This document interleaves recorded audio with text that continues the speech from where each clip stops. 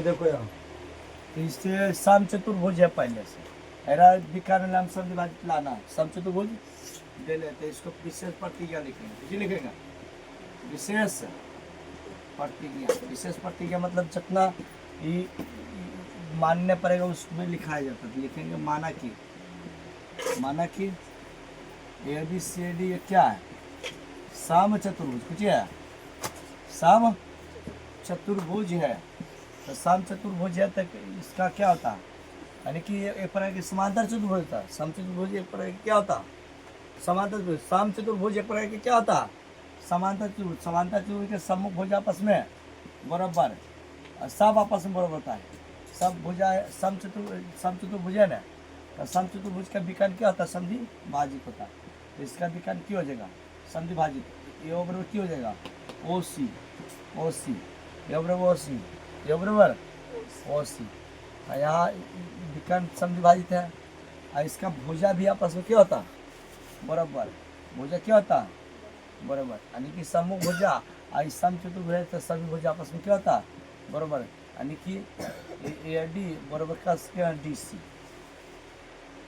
समांतर चतुर्भुज के चलते किसके सम चतुर्भुज एक समांतर चतुर्भुज होता है, इसलिए समांतर चतुर्भुज के चलते, समांतर चतुर्भुज के चलते आई इसे सम चतुर्भुज के चलते, सम चतुर्भुज के चलते, सम चतुर्भुज के सभी भुज आपस में क्या होता है, बराबर। अब साबित करेंगे त्रिभुज परमान कर लिखेंगे, परमान त्रिभुज यानी एओडी और त्रिभुज एओडी और त्रिभुज सीओडी में एओडी और त्रिभुज सीओडी में, एओडी और त्रिभुज सीओडी में। अब बोलिए यहाँ पर ओ ए बराबर की है, ओ ए बराबर ओ सी है, वही बराबर ओ सी। और ओ डी दोनों में उपनिष्ठ है, ओ डी की है, उपनिष्ठ है,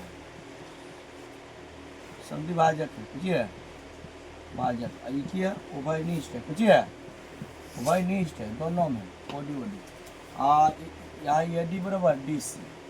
सम चतुर्भुज के चलते, किसके चलते, सम चतुर्भुज के चलते। ये हो गया। अब इसको ऐसा सर्वगसम कहेंगे, सर्वग समता से। जैसी सर्वग सम कौन भुज आपस में बराबर, ए और डी बराबर की हो जाएगा, यानी त्रिभुज कौन हो गया, त्रिभुज ओ डी और कॉन्ग्रुएंट त्रिभुज सी ओ डी। जैसे कॉन्ग्रुएंट त्रिभुज हो जाते ए और डी बराबर की हो गया, फायदा उठा लिया, ए और डी बराबर हो गया सी ओ डी, ए और डी बराबर सी ओ डी। कौन आपस में क्या हो गया बराबर। यहाँ क्या है, ओडी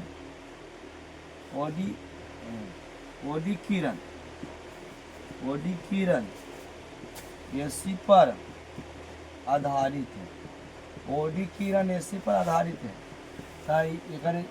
सरल रेखी युग्म से, सरल रैखिक युग्म के अभिगृहित से। अभिगृहित का है कि एक रेखा पर जो कोई किरण एक रेखा पर गिरा है तो दोनों कोनों का योग 180 डिग्री होता है, यानी ए ओ डी बराबर ए ओ डी प्लस में हो जाएगा सी ओ डी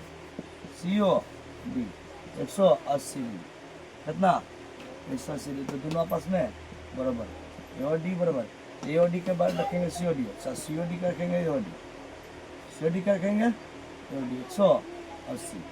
इस सी ओ डी को मान दीजिए ए ओ डी को गो ए ओ डी को गो दूगो ए ओ डी 180 कट के भागा या 90 डिग्री, ए ओ डी का मान कितना हो गया 90, यानी ए ओ डी आप बराबर की हो गया सी ओ डी, दोनों कितना हो गया 90, ये 90 तीन में अतः कह सकते अतः एक सम चतुर्भुज का विकर्ण परस्पर लम समधि भाजित होता है, हो गया प्रूव। 90 डिग्री दिखा दिया, हो गया प्रूव।